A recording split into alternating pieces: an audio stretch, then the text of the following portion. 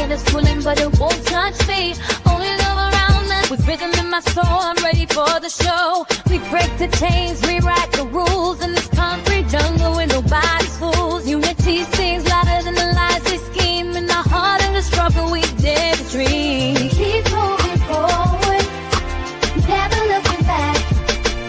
The truth's in the power. It's an unstoppable track.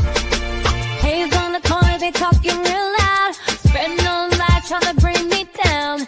Enemies lurking, but I won't back away. Got a vision in my mind, I'm here to stay. Got my crew beside me, we rise like a tide. When the storm gets rough, we ain't gonna hide. Rock and get it swollen, but it won't touch me.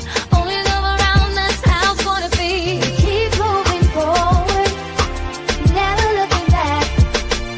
The truth's in the power. It's an unstoppable track. Another Queen Ahmadiyyah production. Haze on the corner, they talking real loud, spreading no light, trying to bring me down. Enemies lurking, but I won't back away. Got a vision in my mind, I'm here to stay. Got my crew beside me, we rise like a tide. When the storm gets rough, we ain't gonna hide. Rock and get it swollen, but it won't touch me. Only love around us, how it's gonna be. Keep moving forward, never looking back. The truth's in the power. It's an unstoppable track. In the city lights where dreams collide, we hustle through the night, fire in our stride. Whispers in the dark can't dim my glow. With rhythm in my soul, I'm ready for the show. We break the chains, rewrite the rules in this concrete jungle where nobody's fools. Unity sings louder than the lies they scheme. In the heart of the struggle, we dare to dream. Keep moving forward, never looking back. The truth's in the power. It's an unstoppable track. Another Queen Ahmadiyyah production. Haze on the corner, they talking real loud, spreading no light, trying to bring me down. Enemies lurking, but I won't back away. Got a vision in my mind, I'm here to stay. Got my crew beside me, we rise like a tide. When the storm gets rough, we ain't gonna hide. Rock and get it swollen, but it won't touch me. Only love around us, how it's gonna be. Keep moving forward, never looking back. The truth's in the power. It's an unstoppable track. In the city lights where dreams collide, we hustle through the night, fire in our stride. Whispers in the dark can't dim my glow. With rhythm in my soul, I'm ready for the show. We break the chains, rewrite the rules in this concrete jungle.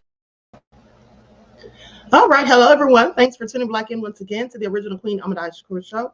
I'm your host, Queen Ahmadiyyah, and this is your morning wake-up call. So as you're coming in, please do me a favor and go ahead and hit that like button. Please like, share, and subscribe. Okay, it doesn't cost you a thing. Also, thank you all for the Cash App donations and everyone who contributes to the channel. All right, and please don't forget to follow me on Instagram at Dr._Shakur, as well as not TikTok, but Twitter at DGoddess27. Okay, I'm still working on starting another TikTok page. All right, so and as per usual, if you don't like what the Queen is cooking, you already know what to do. All right, hello, Buckhorse. Khalid Harleem is here. Claudette. All right, Pearly. All right, let's get into it. Everyone hit that like button. I see you, Francine. Said that was fun watching. I know, right? I love it. I can never get tired of watching them jigging. Okay, songwriter Sunny is in the house. Aaliyah is here. Shout out to my moderators for putting in work. Shout out to all of my Lord Royals and everyone tuned into the Queen. Now let's get into it. Hey, 504 NOLA.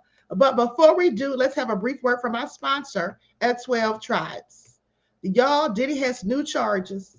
Wait till y'all hear what they are. I'm sure some of you have already heard it, but we're going to get into it in just a second. Do not buy 12 Tribes on Earth hair growth oil and hair magic elixir unless you want super healthy, gorgeous hair that grows. They have a whole line of amazing hair growth products, including hair growth leave-in conditioner spray, hair growth shampoo, hair growth spray, and hair growth butter. I'm starting to sense a theme here. They include quality natural ingredients. They smell amazing, and you can see the results for yourself. So if you're looking for healthy hair growth for your natural or relaxed hair, try 12 Tribes on Earth today.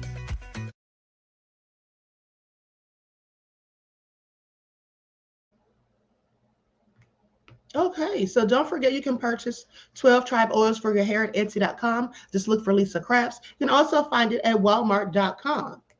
Okay, so with that all being said, everyone hit that like button. So let's get into it. Now, before we get into the superseding indictment, the second one to be exact, let's talk about it because Diddy wants to know the names of the victims in the indictments that have not been named. You know, they list them as victim 1, 2, and 3. Okay, so I'm going to share my screen. We're going to go over this document really quick. It's only one page. And then just to recap, well, we'll get into the recap after this. Okay. Now, this was sent to Judge Arun Subramanian. So Combs asked for the identities of the anonymized victims and witnesses identified in the government's RICO enterprise letter, repressing and expanding his October 2024 motion for a bill of particulars for victim names. Now, the government doesn't oppose disclosure of this information. It makes clear that it plans to turn this information over to Combs on March the 21st of 2025. Okay, so they're not opposing this. They're going to give it to him. He just has to wait. Okay, the date on the schedule for the government's disclosure are 3,500 material under an attorney eyes only designation. Now, remember, one of the things that was supposed to be designated under attorney eyes only were those videotapes that Cassie gave over to the feds. Diddy and his team wanted to view it. Diddy also wanted to view it. They said Diddy would only be able to do so with his attorney present. Okay, and it was for his attorney's eyes only. That's why Diddy could never just have it off to himself.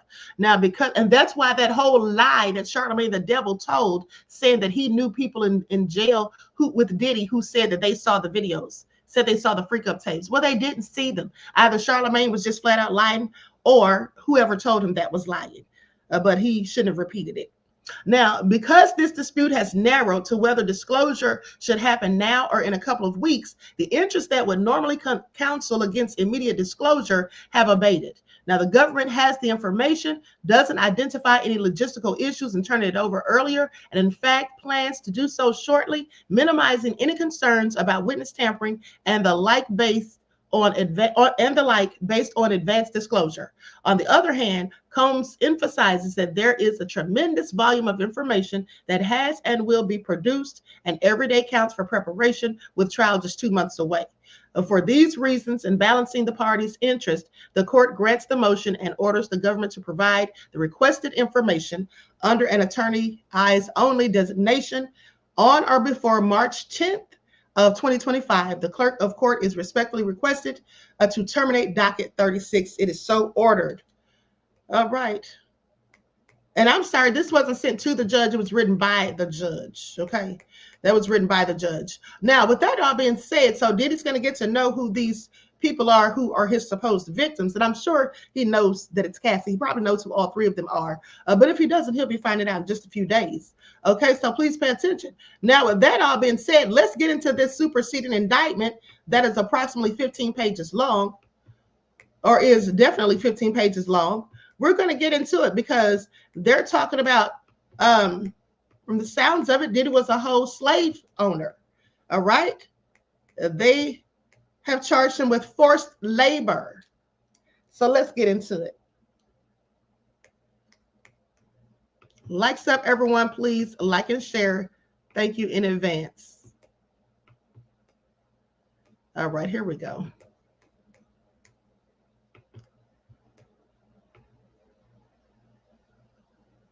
For decades, Sean Combs, aka Puff Daddy, aka, okay, we're going to skip all that. The defendant abused, threatened, and coerced women and others around him to fulfill his sexual desires, protect his reputation, and conceal his conduct. To do so, Combs relied on the employees, resources, and influence of the multifaceted business empire that he led and controlled, creating a criminal enterprise whose members and associates engaged in and attempted to engage in, among other crimes, as trafficking, forced labor, kidnapping, arson, bribery, and obstruction of justice. Okay, now, for those of you who missed yesterday's broadcast and you didn't see it on the replay, because YouTube did their best to try and hide it. Okay, I was looking for it on my phone yesterday morning and couldn't even find it. But anyway, I digress. But so just let's give a brief recap. So yesterday I broke the news, you heard it here first, that at the end of the day, little Miss Jane Doe has a host of mental health issues. Okay. And it came out that she basically has a host of mental health issues and, even had some issues with violence in the past. Okay. This has all been alleged by the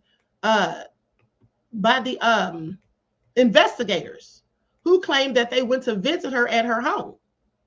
Okay. So they said that she had, several mental health issues, that she had assaulted someone and even assaulted someone allegedly with bodily fluids.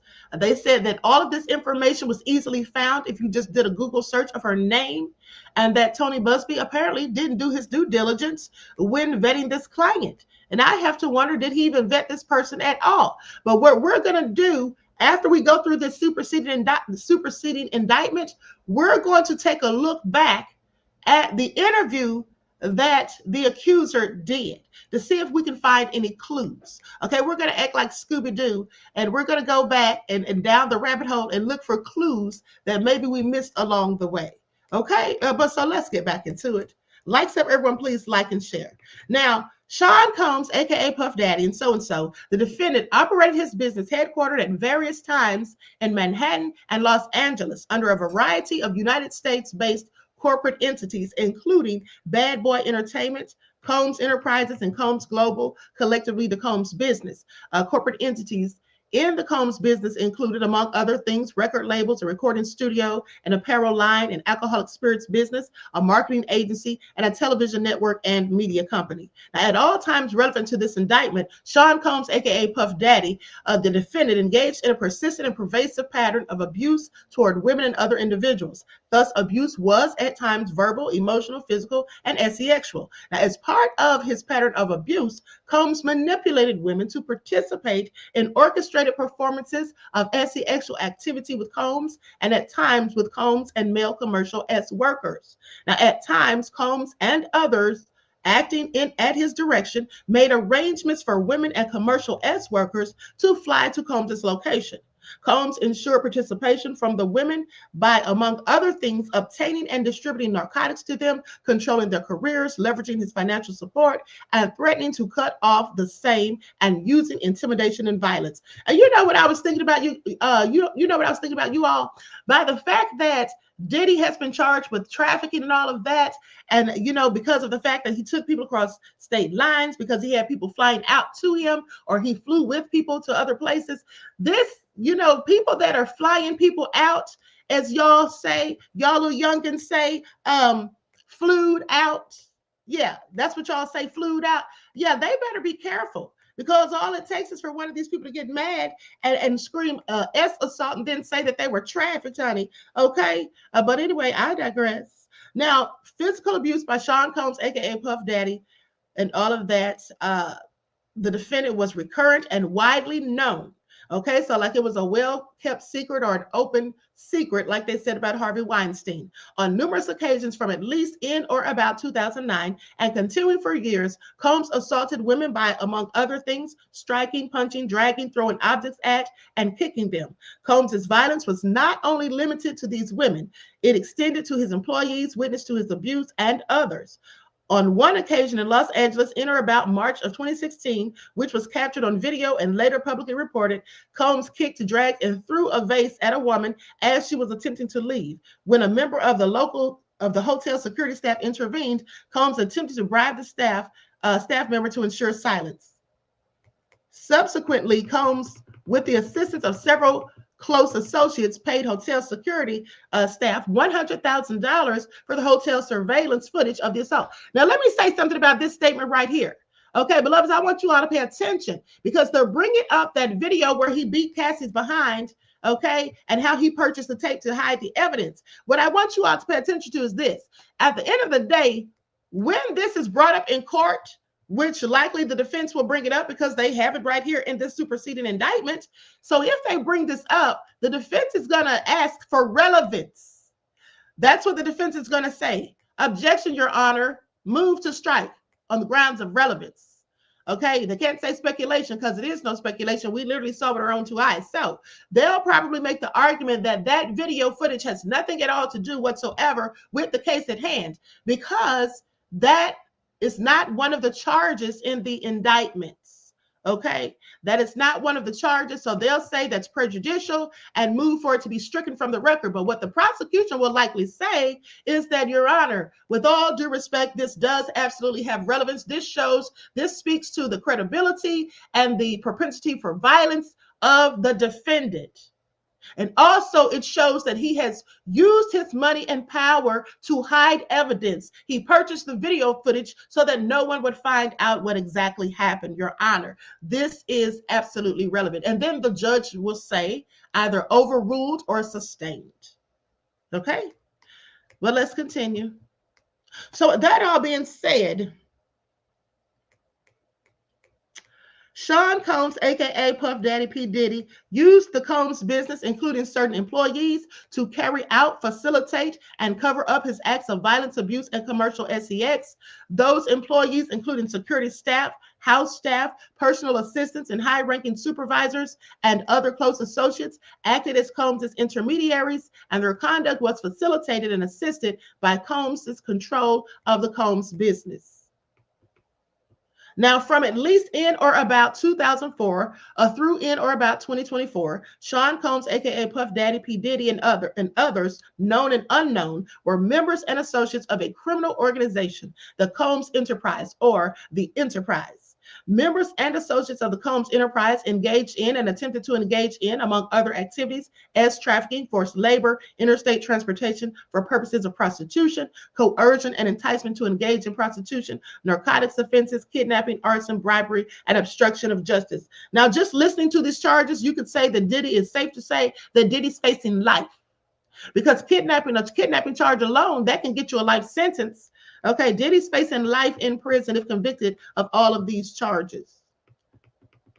Now, the Combs Enterprise, including its leadership, its members, and its associates, constituted an enterprise as defined by Title 18 under State Code Section 1961-4. That is a group of individuals associated in fact, although not a legal entity. Okay, they're associated in fact, but not a legal entity. The Combs Enterprise consisted of Sean Combs, aka Puff Daddy P. Diddy, okay, Love, the defendant, the entities within the Combs business, including but not limited to Bad Boy Entertainment, Combs Enterprises, and Combs Global, individuals employed by and associated with the Combs business, and others known and unknown. The Combs Enterprise constituted an ongoing organization whose members functioned as a continuing unit for a common purpose of achieving the objectives of the Combs Enterprise. The Combs Enterprise was engaged in and its activities affected interstate and foreign commerce. Now, the Combs Enterprise operated in the Southern District of New York and elsewhere. At all times relevant to this indictment, Sean Combs, aka Puff Daddy, aka Diddy, aka Love, the defendant, was the leader of the Combs Enterprise. Sean Combs, aka P. Diddy-Love, the defendant, and others known and unknown participated in unlawful and other activities related to the conduct of Combs' enterprise affairs. These individuals included certain Combs business employees, such as members of Combs' security staff, house staff, personal assistants, and high-ranking supervisors, as well as other close associates to Combs. The purpose of the Combs Enterprise included the following: operating a global business in the media, entertainment, and lifestyle industries, including, among other things, record labels, a recording studio, an apparel line, an alcoholic spirit business, a marketing agency, and a television network and media company.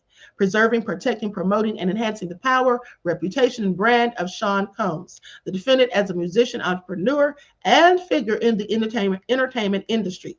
Enriching members and associates of the enterprise, including its leader, Combs, and in particular, those who demonstrated loyalty to Combs and willingness to conceal his crimes. Notice how they call Diddy the leader, not the boss. The leader. Preserving, protecting, promoting, and enhancing the power of the Combs Enterprise, including the power of its leader, Combs, through violence, use of firearms, threats of violence, coercion, and verbal, emotional, physical, and sexual abuse. fulfilling the personal desires of Combs, particularly those related to Combs' sexual gratification, including through the exploitation of women and the use of commercial S workers. Enabling Combs and other members and associates of the Combs enterprise to engage in unlawful acts of violence, including sexual violence, sex trafficking, forced labor, interstate transportation for purposes of prostitution, coercion, and enticement to engage in prostitution, narcotics distribution, and other crimes, and concealing the commission of such acts, securing absolute loyalty from members of the Combs enterprise, including through acts of violence and threats, and protecting the Combs enterprise and its members and associates, including Combs from detection and prosecution by law enforcement authorities through acts of intimidation, manipulation, bribery, and threats of retaliation against individuals who witness the crimes committed by members and associates of enterprise or of the enterprise. Now, among the means and methods by which Sean Combs, aka Puff Daddy, aka P. Diddy, Love, the defendant, and other members and associates of the Combs enterprise conducted and participated in the conduct of the affairs of the Combs enterprise included the following. Combs and other members and associates of the Combs enterprise wielded the power and prestige of Combs' role at the Combs business to intimidate, threaten, and lure female victims into Combs' orbit, often under the pretense of a romantic relationship. Combs then used force, threats of force, and coercion to cause victims, including but not limited to 3 female victims, victims 1, 2, and 3, to engage in commercial S acts. In addition, or in connection with the commercial S acts, Combs provided the victims with, among other things, monetary payments, career opportunities, and payment of rent and housing expenses. Some of the commercial S acts involved male commercial S workers and were referred to by Combs as, among other things, freak-offs. Freak-offs were elaborate and produced S performances that Combs arranged, directed, choked his chicken during, and often electronically recorded. In arranging these freak-offs, Combs, with the assistance of other members and associates of the Combs enterprise, transported and caused to be transported commercial S workers across state lines and internationally. Freak-offs occurred regularly, sometimes lasted multiple days, and often involved multiple S workers. During freak-offs, Combs distributed a variety of controlled substances to victims, in part to keep the victims obedient and compliant. Sometimes, unbeknownst to victims, Combs kept videos that he filmed of victims engaging in S acts with commercial S workers. After freak-offs, Combs and the victims typically received IV fluids to recover from the physical exertion and rug with a D use. Members and associates of the Combs enterprise, including high-ranking supervisors, security staff, household staff, personal assistants, and other Combs business employees, facilitated the freak-offs by, among other things, booking hotel rooms for the freak-offs, stocking the hotel rooms in advance with required freak-off supplies, including controlled substances, baby oil, lubricant, extra linens and lighting, cleaning the hotel rooms after the freak-offs to try to mitigate room damage, arranging for travel for victims, commercial S workers, and Combs to and from freak-offs, resupplying Combs with requested supplies, delivering large sums of cash to Combs to pay the commercial S workers, and scheduling the delivery of IV fluids. In or about March of 2024, during searches of Combs' residence in Miami, Florida, and Los Angeles, California, law enforcement seized various freak-off supplies, including narcotics and more than 1,000 bottles of baby oil and lubricant. Other commercial S workers or S acts involved only Combs and a female victim. Now, I want you all to pay attention to something because they're still not saying, I want you all to pay attention because they still have never said anything about the baby oil having any type of illegal substance in it. Now, remember, many of the victims in these civil lawsuits, or accusers, shall I say, many of the accusers in the civil lawsuits claim that they were sprayed with some oily fluid or liquid that caused them to lose consciousness or become lose control of their body and become immobile. Okay, but they haven't said anything about that baby oil, and surely they've tested it by now. Okay, now other commercial S acts involved a female victim, only Combs and a female victim. As with the freak-offs, Other members and associates of the Combs enterprise assisted with arrangements for these commercial S acts, including by arranging travel and accommodation for victims. At times, Combs, with the assistance of others and of others, members and associates of the enterprise, transported and caused to be transported victims across state lines and internationally in connection with the commercial S acts. Like the freak-offs, these commercial S acts involving Combs and a female victim were prearranged, sometimes lasted multiple days, were sometimes electronically recorded by Combs, and often involved Combs distributing a variety of controlled substances to the victims just to keep them compliant. Now, Combs subjected victims to physical, emotional, and verbal abuse to cause the victims to engage in freak-offs and other commercial S acts. Combs maintained control over his victims through, among other things, physical violence, promises of career and financial opportunities, granting and threatening to withhold financial support, and by other coercive means, including tracking their whereabouts, dictating the victim's appearance, monitoring their medical records, controlling their housing, and supplying them with controlled substances. During and separate from freak-offs and other commercial S acts, Combs, among other things, hit, kicked, threw objects at, and dragged victims at times by their hair. These assaults often resulted in injuries that took days or weeks to heal. Following the assaults, Combs, with the assistance of members and associates of the enterprise, frequently worked to conceal his misconduct by offering to provide medical assistance or other financial benefits to the victims. Combs also threatened victims' careers and livelihoods, including if they resisted engaging in S acts with Combs, and at times with Combs and male commercial S workers. Victims believed they could not refuse Combs' demands without risking their financial or job security, or without repercussions in the form of physical or emotional abuse. Combs also used the sensitive, embarrassing, and incriminating recordings that he made during freak-offs as collateral to ensure the continued obedience and silence of the victims. Members and associates of Combs' enterprise, including Combs' security personnel, at times carried firearms. On more than one occasion, Combs himself carried or brandished firearms to intimidate and threaten others, including victims of and witnesses to his abuse. In or about March of 2024, during searches of Combs' residences in Miami, Florida, and Los Angeles, California, law enforcement seized firearms and ammunition, including 3 AR-15s with defaced serial numbers, as well as a drum magazine.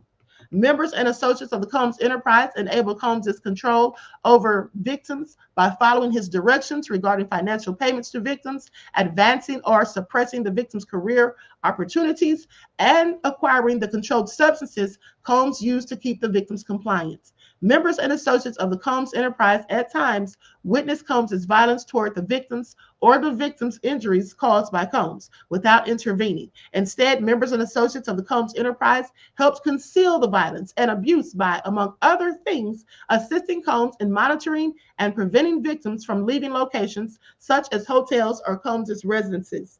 These occasions included instances in which a victim was required to remain in hiding, sometimes for days at a time, to recover from injuries Combs inflicted without being publicly observed.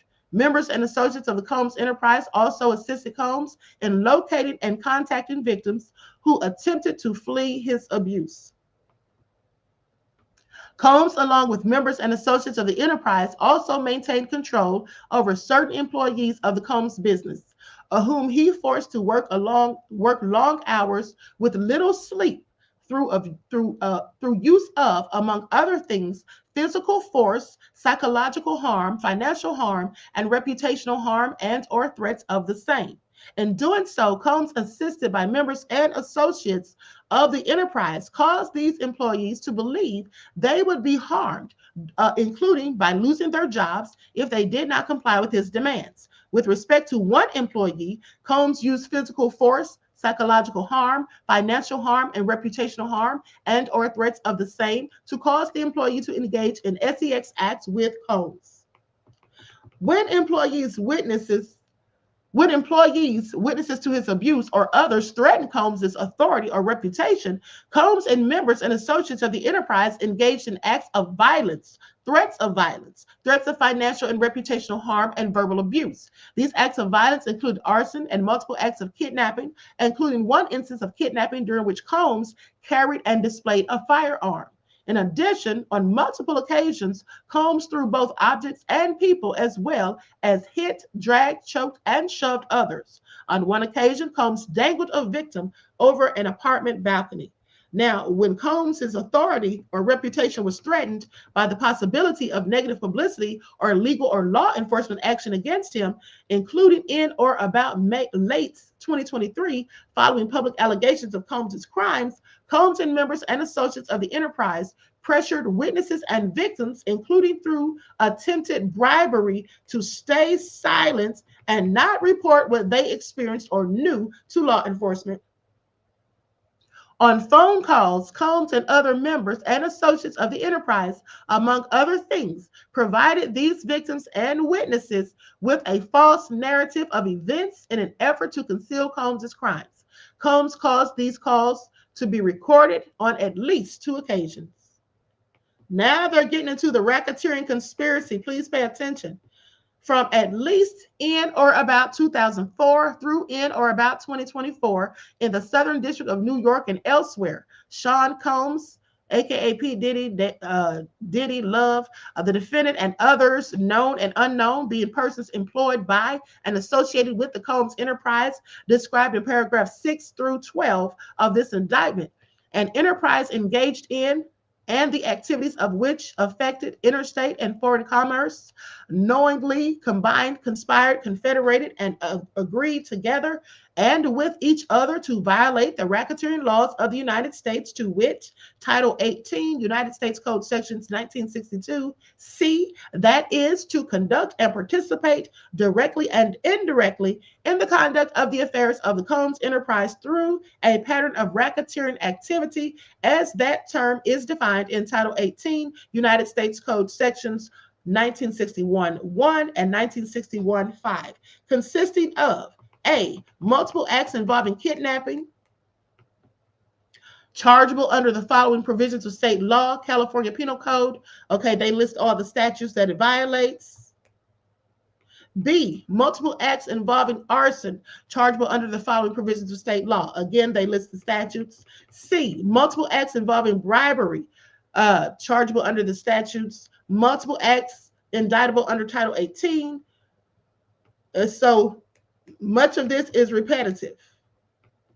Okay, now they go on to say multiple acts indictable under Title 18 relating to transportation and inducement to travel for purposes of prostitution and or illegal sexual activities. And they also mentioned the S trafficking, the forced labor, tampering with witnesses and victim or informant. All of these fall under Title 18.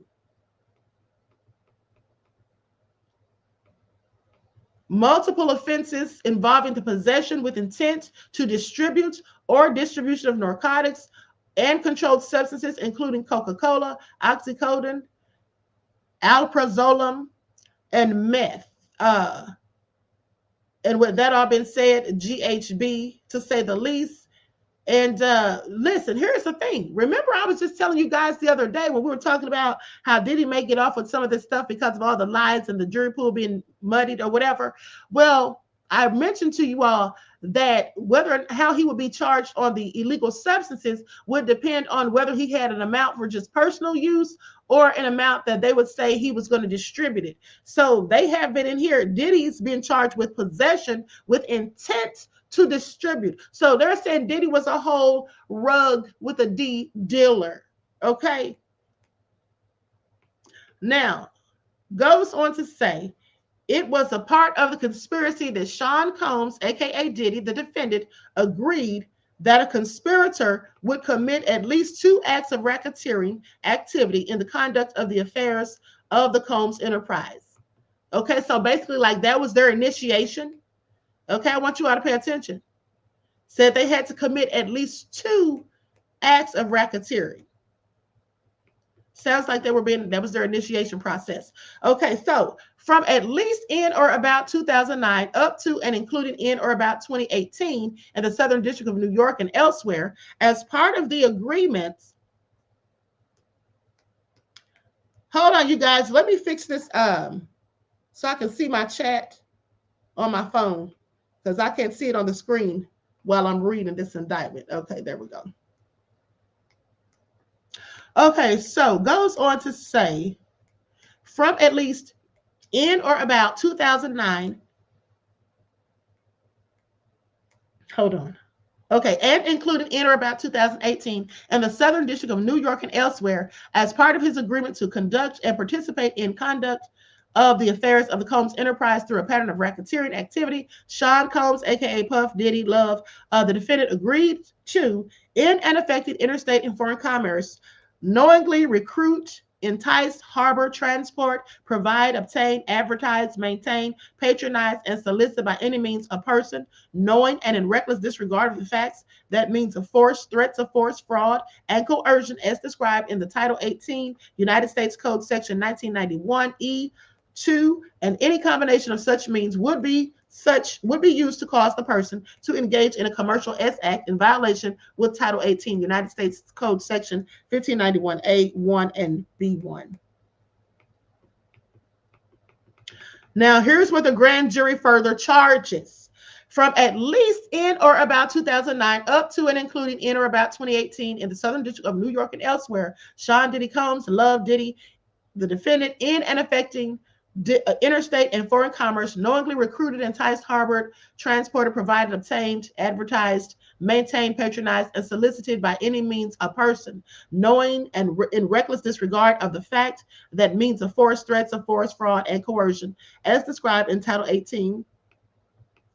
And any combination of such means would be used to cause the person to engage in commercial acts and attempted aided and abetted and willfully caused the same, to wit, Combs recruited, enticed, harbored, transported, and maintained victim one, and attempted, aided, and abetted and willfully caused victim one to engage in commercial acts, knowing and in reckless disregard for the fact that victim one was engaging in commercial acts as a result of force, fraud, and coercion.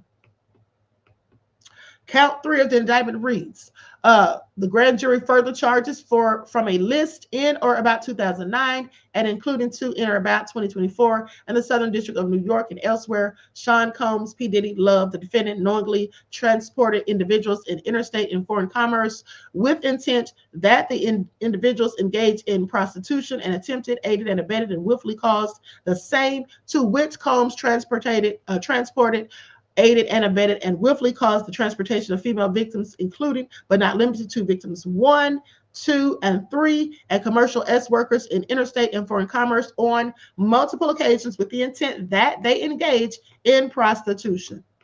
All right, forfeiture allegations. As a result of committing the offense alleged in count 1 of this indictment, Sean Combs, Diddy Love, the defendant, shall forfeit to the United States, pursuant to Title 18, any and all interest the defendant acquired or maintained in violation of Title 18 United States Code Section 1962, any and all interest in securities of claims against and property or contractual rights of any kind affording a source of influence over the enterprise named and described herein, with the defendant established, operated, controlled, conducted, and participated in the conduct of violation of Title 18.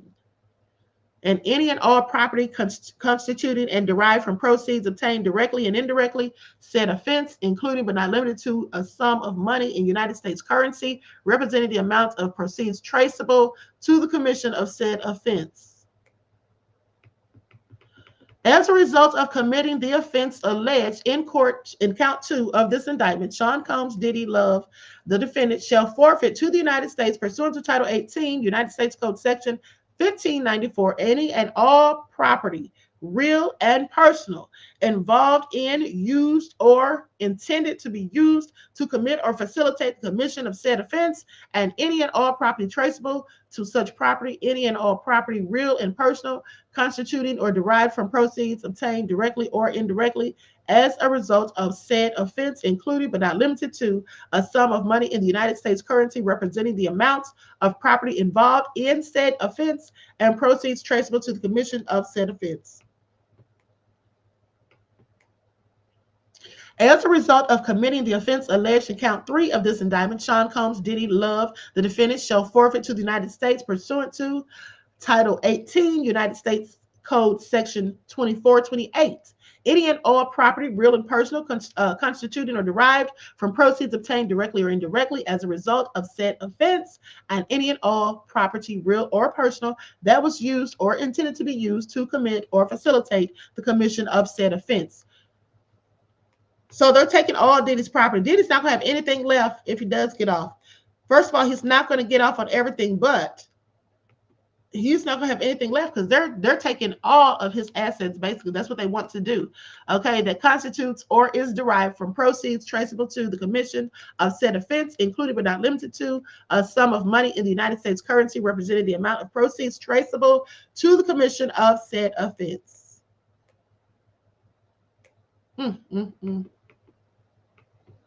Substitute assets provision. If any of the above described forfeitable property as a result of any act or omission of the defendant, A, now listen to this, cannot be located upon the exercise of due diligence, B, has been transferred or sold or deposited with a third person, C, has been placed beyond the jurisdiction of the court, D, has been substantially diminished in value, or E, has been commingled with other property which cannot be subdivided without difficulty. It is the intent of the United States pursuant to Title 18, United States Code Section 1963M, Title 21, United States Code Section, they list a bunch of codes, to seek forfeiture of any other property of the defendant up to the value of the above forfeitable property. Okay, and that's just in case Diddy tries to hide anything, honey. They're saying in case Diddy is even thinking about hiding anything, you better think twice. Okay? That's what they're basically saying, that Diddy better think twice. I want you all to pay attention. And so at the end of the day,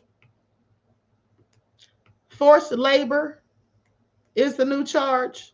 What do y'all have to say about this?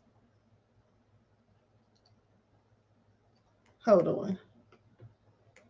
Hold on. Let me go to some of these comments. Panther Strike says, and Queen, something is telling me the dude that shot Tupac will point the finger at Diddy. He's trying to get out of jail. Well, right now he's trying to deny, that he had anything to do with it. He has previously, implicated Diddy, saying that Diddy paid somebody to do it, but we'll see how that all turns out. Okay, and so anyway, now let's talk about Little Miss Jane Doe.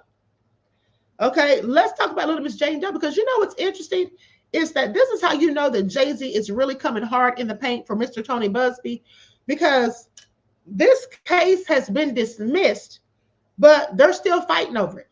Okay, they're still fighting over it. I want y'all to pay attention. They are still fighting over it. Let's have a brief word from our sponsor before we continue. Likes up, everyone, please like and share. Do not buy 12 Tribes on Earth hair growth oil and hair magic elixir unless you want super healthy, gorgeous hair that grows. They have a whole line of amazing hair growth products, including hair growth leave-in conditioner spray, hair growth shampoo, hair growth spray, and hair growth butter. I'm starting to sense a theme here. They include quality natural ingredients. They smell amazing, and you can see the results for yourself. So if you're looking for healthy hair growth for your natural or relaxed hair, try 12 Tribes on Earth today.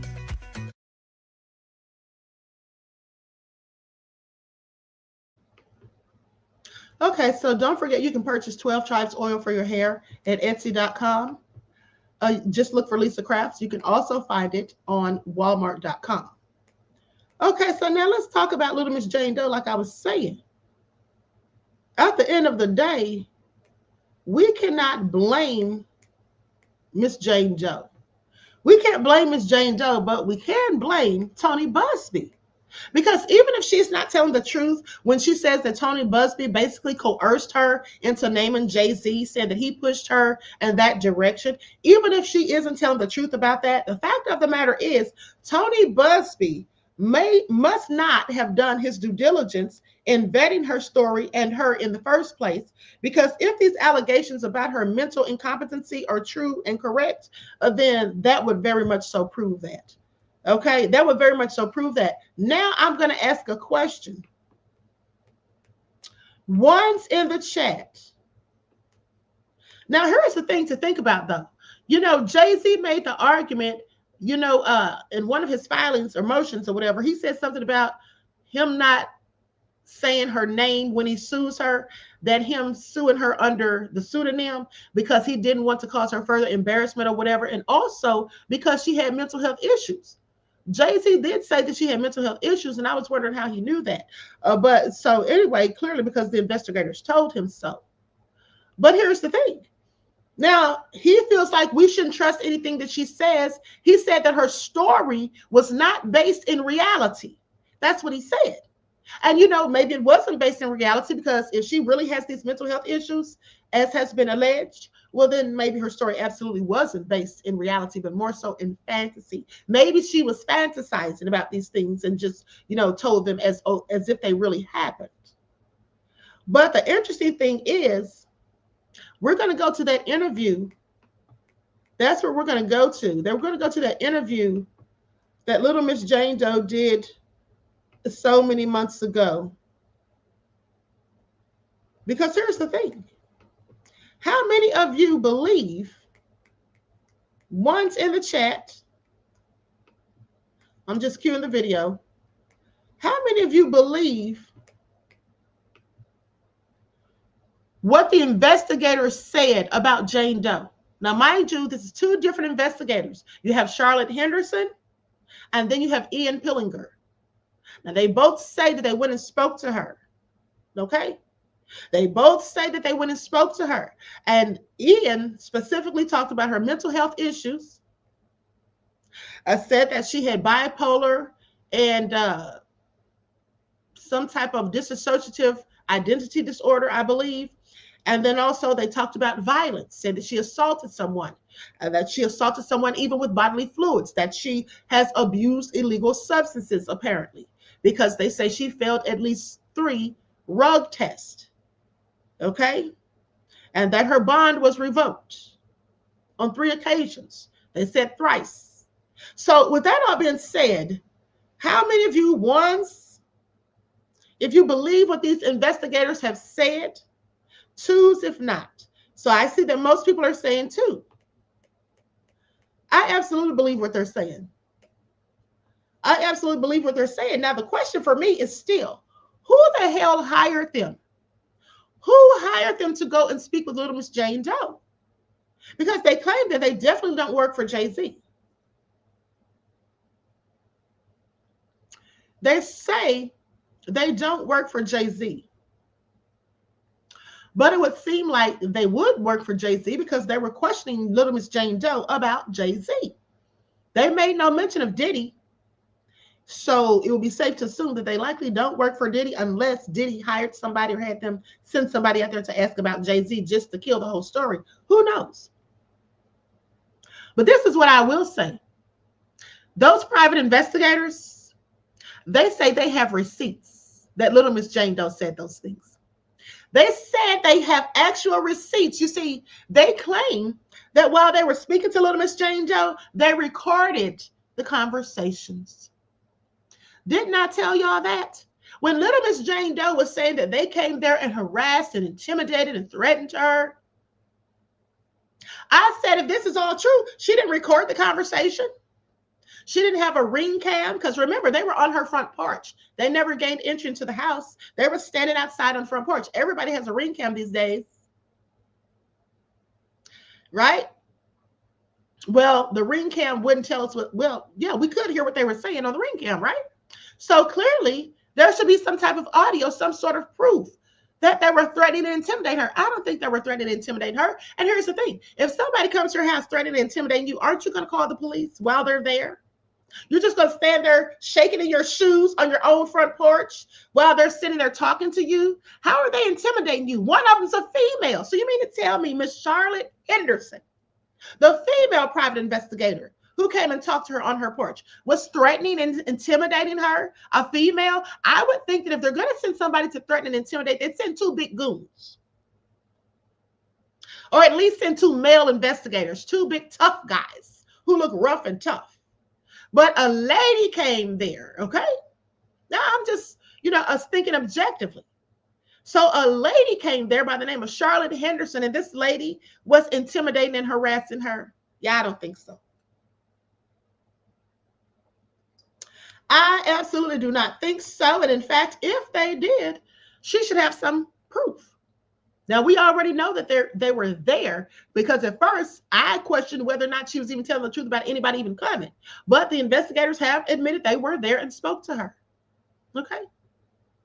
Now, here's the thing. If these investigators had gone there and threatened and intimidated her or whatever, I don't think they would have signed a sworn declaration.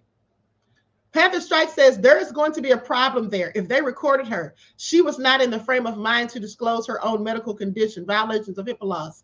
No. We can't go there. You don't know what frame of mind she was in. You don't know what frame of mind she was in, okay? Just because someone has mental health issues, they don't live their entire lives not being able to give people permission or to tell people certain things. And not to mention, if she's on medication, she may have taken her meds that day and absolutely been in her right frame of mind, beloved. Okay? She may absolutely have been in her right frame of mind. All right? And here's the thing. Whether or not she could have given them permission, we're not talking about her mental health. Okay?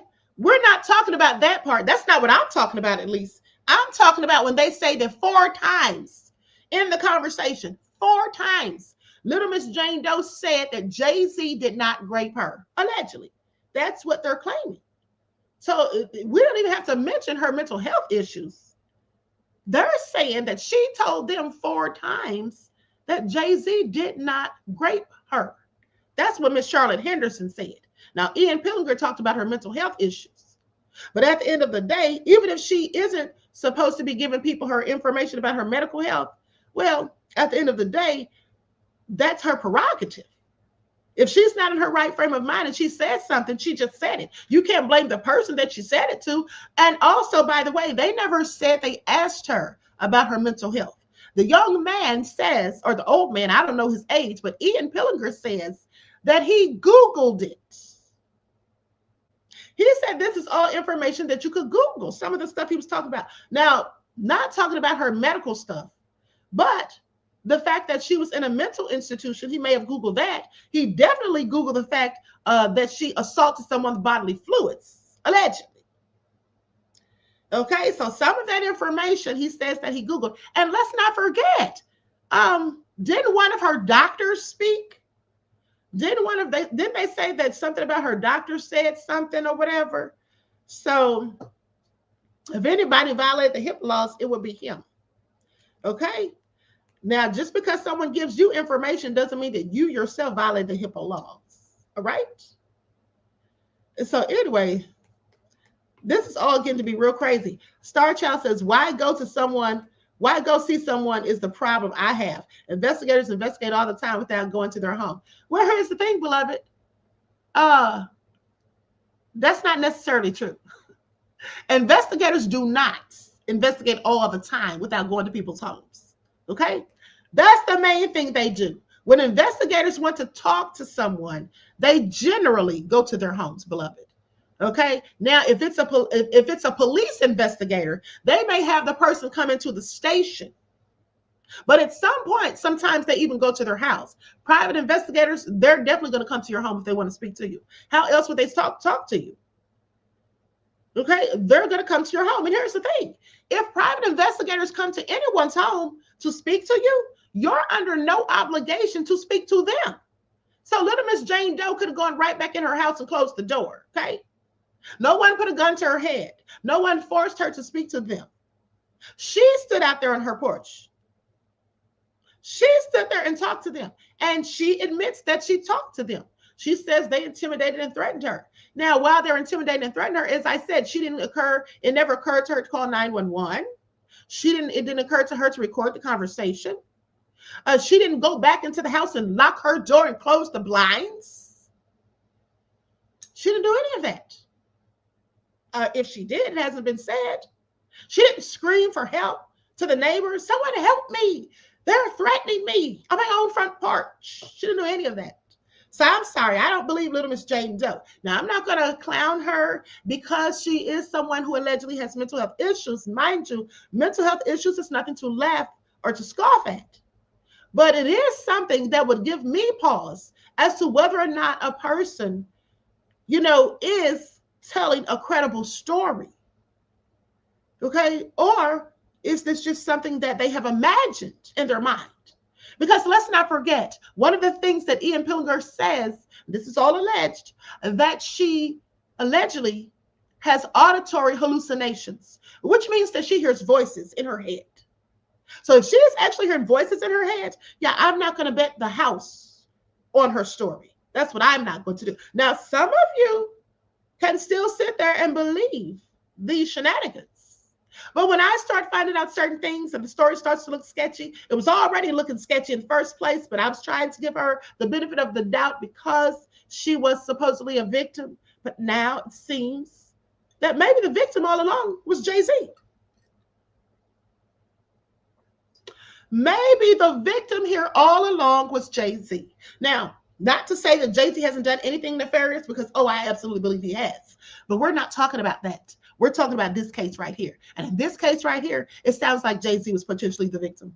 Now, the question is, did Tony Buzbee, Mr. Anthony G. Buzbee, did he in fact coerce little Miss Jane Doe into lying on Jay-Z? Or was that something she herself came up with? Now, how I think we'll be able to get to the bottom of that real quick is if in fact the AVA company, the AVA law group that initially had Jane Doe's story, if when she gave her story to them, she said something about Jay-Z, because they should be able to pull those receipts up. And if she didn't say anything about Jay-Z, Mr. Buzbee is going to have some explaining to do. That's what he's going to have to do. He's going to have some explaining to do. But now, without further ado, let's go back to this 5-minute clip. Okay, this 5-minute portion of this interview with little Miss Jane Doe. And let's see if we can find anything that should have told us in the first place that she was lying. Likes up, everyone, please. Like and share. Thank you in advance.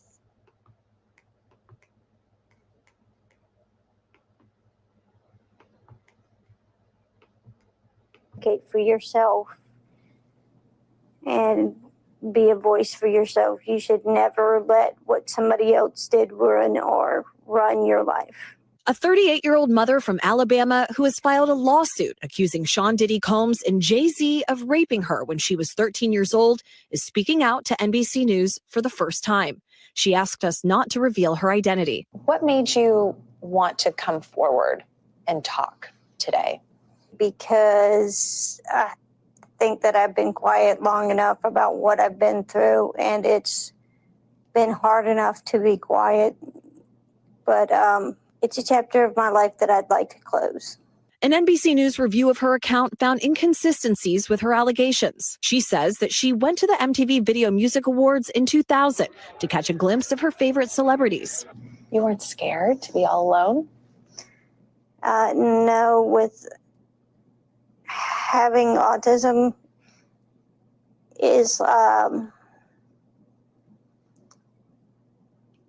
like feeling like you live your life in a shatterproof juggle ball. The world's on fire. The fire is in.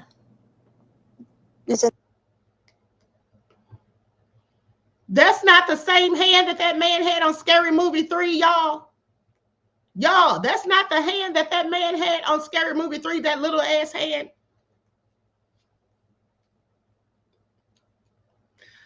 Now, I want y'all to listen. She said having autism.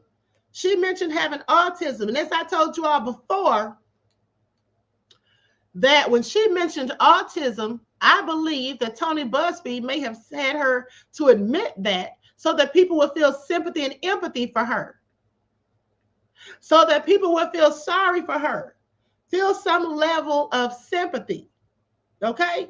Because she didn't say anything about mental health issues or a propensity towards violence, okay? And so with that all been said, let's continue.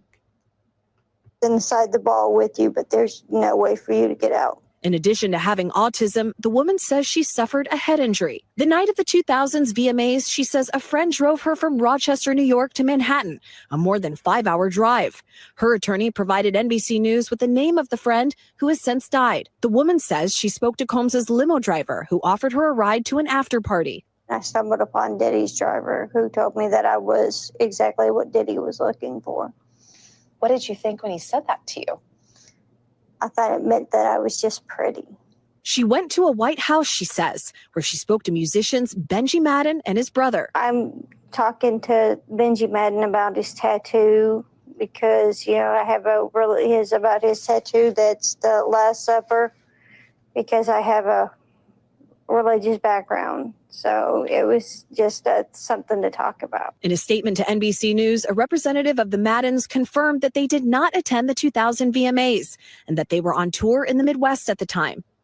At the after party, she says she had a drink that made her feel woozy. Then she says Combs and Carter took turns raping her while a female celebrity watched. JC comes in and rapes me. He at that point I was fighting, trying to get away from him, and he put his hand over my mouth and told me to stop it, cut the After the alleged rape, she says she ran to a gas station where she called her father, who picked her up and drove her home. We rode home in silence. He didn't ask me what happened. He didn't ask me. Now here's what we should have known, but I was trying to the inkwell said To Kill a Mockingbird. Oh my goodness. Okay. That is exactly what it sounds like. Listen, we should have known that this story wasn't true in the first place. But like I said, I noticed the inconsistencies, but I was trying so desperately to give her the benefit of the doubt. Okay. I was trying to give her the benefit of the doubt. But when you think about it, now listen, she says that on the way home, they rode home in silence. Imagine a 13-year-old autistic child being 5 hours away from home, the father being called in the middle of the night to go and pick them up from a gas station, no less, and the father not even asking them how the hell they got 5 hours away from home and what in the world are you doing at a gas station and why do you look so disheveled? The father didn't ask any of that. He just picked her up, get on in, little Miss Jane Doe, hop on in, shuts the door and drives 5 whole hours back and not says a word. Literally not a word. I could kick my own butt for ever believing this. This story is beyond ridiculous, okay? Now, I knew it was ridiculous in the first place, but again, I was trying to give her the benefit of the doubt, specifically when she said she had autism. So that little trick Tony Buzbee worked. Because it did make me have sympathy for her and make excuses for her inconsistencies. DJ Big Six put up the red flag. Okay. Claudette says didn't happen. Songwriter Sunny says a raisin in the potato salad. Y'all are nefarious. Okay. So, and here's the thing. I also do not believe that Tony Buzbee told her to put Jay-Z in the story. I don't believe Tony Buzbee told her to add that in, and here's why. Because if an attorney tells their client to start adding pieces to a story or start adding people to a story, then the story becomes convoluted. And then if this person already has a little inconsistencies that he's even already heard, and then he knows that she's autistic, why would he expect her to remember details that are lies that he told her to add?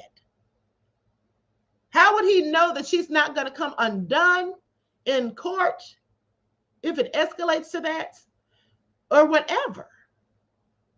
So I have questions as to whether or not Tony Buzbee actually told her to say that.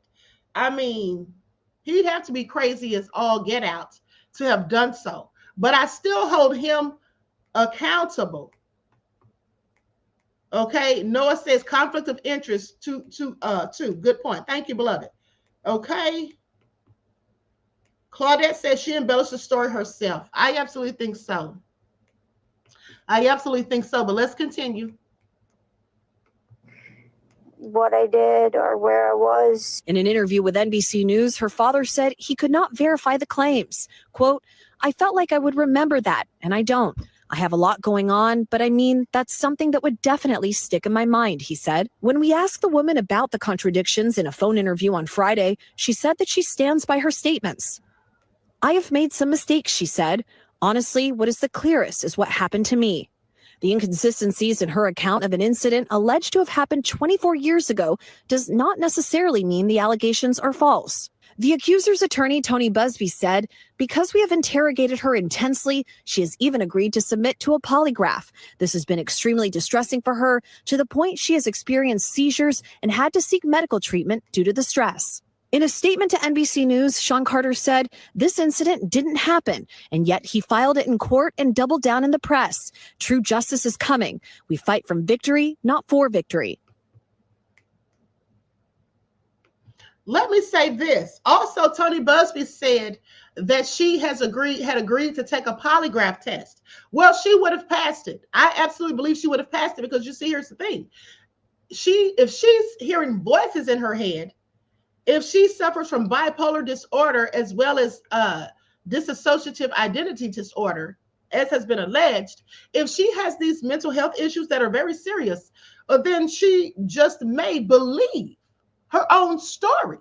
She may have fantasized this to the point that she actually believes it. So if in fact she believes what she's saying, she could absolutely pass a polygraph test. Pathological liars pass polygraph tests all the time. I'm not saying she's a pathological liar, but I'm making the comparison because pathological liars, in fact, believe their own lies. So it's very easy for them to fool a polygraph. And so if she's believing her own lies due to the voices in her head or whatever, she could absolutely pass that polygraph test without a hitch. Is any part of you scared coming out against such powerful people?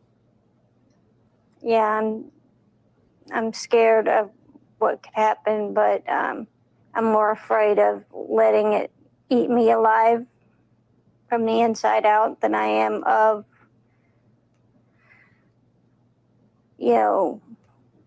being chastised by their fans. All right, Chloe Malas joining us now live. Chloe, we just heard a very strongly worded statement from Jay-Z. What else are you hearing from him and his team? Yes, so his attorney said that they're going to ask the court to, quote, dismiss this frivolous case. And also moments ago, we heard from Diddy's legal team, and I want to read you some of what they said. They said, quote, this is the beginning of the end of this shameful money grab. And remember, he remains behind bars at Brooklyn's Metropolitan Detention Center. Diddy just had to put his 2 cents in. Please pay attention. Okay, so at the end of the day, yeah, someone said that Diddy's going to get backlash or what have you for, or not Diddy, Jay-Z is going to get backlash if he continues the lawsuit against a mentally challenged person, beloved. I don't think so. I don't think so. If someone is lying on you, yeah, you need to sue them. Okay, yeah, that's what Queen Sam said. You need to sue them, beloved. If someone's lying on you, that's defamation. See, Jay-Z already said that he's trying to set a precedent. He's trying to do what's never been done. He's trying to make it to where you can't just lie on somebody and have a frivolous lawsuit filed and just get away with it because your attorney is a whole ambulance chaser, allegedly. So he's trying to prove a point here. And I think he's going to prove it. Okay, I think he's going to prove it. At the end of the day, like I said, honey, we should have known that it was something in the milk wasn't clean when her father said he had no recollection of ever picking her up from a 5-hour drive in the midst of the night at a gas station when she was looking just like, she'd been through hell and back. Okay, and so that all being said, honey. Now, but I will say that with a Google search that I did, it did say that Benji Madden and Fred Durst were somewhere in the vicinity. and that in fact their tour didn't start until September the 26th, and that their album was released sometime prior to that. Okay, that's what I found. If you all remember, I showed you the receipts. So that's another thing that made me believe that she was possibly telling the truth. Okay. But honey, when you pull back the layers of the onion, and then you start listening to Little Miss Jane Doe's story, and then you start seeing that Tony Buzbee is sketchy as hell himself, and that, in fact, he wasn't even authorized to practice in the Southern District of New York. Okay? And at the end of the day, violating different policies and all of that of civil procedure, according to Jay-Z's attorneys and all of that stuff, it's just starting to look real sketchy. So I can't believe anything that she says, and I can't believe anything that Tony Buzbee says. And at the end of the day, what's going to become of the rest of these cases that they have against Diddy? Those cases probably going to get tossed, honey. Okay, those cases are likely going to get tossed. All right? Because Tony Buzbee has just lost his credibility at the end of the day, thanks to Jay-Z. Thanks to Jay-Z. All right? And if they ever prove that Tony Buzbee actually told Little Miss Jane Doe to lie on Jay-Z and to add him in the mix when he wasn't initially there, if that ever turns out to be true, Tony Buzbee can kiss his license to practice goodbye. Okay? He's going to have some questions and some explaining to do to the Bar Association down there in Texas. All right? He's talking about he's in good standing with the Bar Association right now, and he posted his little certificate and all that with a seal on it and everything. But how long is that going to last if they find out that he did anything unethical? All right. And he definitely, in my opinion, failed in his fiduciary duty, because he couldn't have vetted that young lady. He couldn't have properly and thoroughly vetted her. If the allegations that Ian Pilliger makes about her having mental health issues and about her propensity towards violence, allegedly, if those things are true, Tony Buzbee could not have done his due diligence. Okay. So with that all being said, I'm going to conclude this broadcast. Everyone, please like and share. Subscribe to the channel if you haven't done so already. Be sure to click that notification bell and click the word all so you're notified each time the Queen Goddess goes live. Okay, I love you all to life. I hope you enjoy your strong end, not your weekend, leaving you in a weakened state of mind. Each one teach one. That's how we grow and thrive. Do something productive, constructive, but never destructive. And always remember, beloveds, to keep the Most High first in your lives. Peace.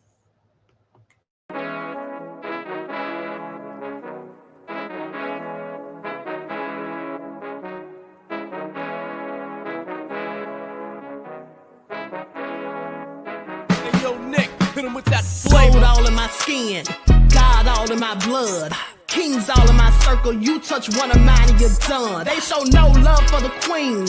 Why you hating on me? Is it cause I'm free and I got Malcolm X in my jeans? I got dreams like King Luther, shed blood like Kunta. You ain't helping my people, I ain't got nothing to say to ya. I want all the smoke like hookah. Talking reparations, America won't be great until they give us compensation. I'm like, I'm the hottest right now. That's See right. A bunch of lames out here trying to jock on my style. They be doing too much. I'm the queen, it's too easy. It's like they all at Popeyes, how they be talking so greasy. I just sit back and laugh while these haters get madder. So nefarious how they don't want my pockets with cheddar. I tell them they can do better. These snakes in the grass can leave a bite on your ass, cause y'all be trusting too fast. I got my foot on the gas, other one on they necks. Dropping receipts on haters, you better show some respect. I'm never facing regrets, we only facing the threats. Running through every challenge like a relay, break no sweat. It's a cold game, so I got that blanket with me. Now that my people awaken, ain't no going to sleep. I do not play by my piece, this time I'm playing for keeps. You talking slick, but when I see you like them ends, we gon' meet. And I got gold all in my skin, God all in my blood, kings all in my circle. You touch one of mine and you done. They show no love for the queen. Why they hating on me?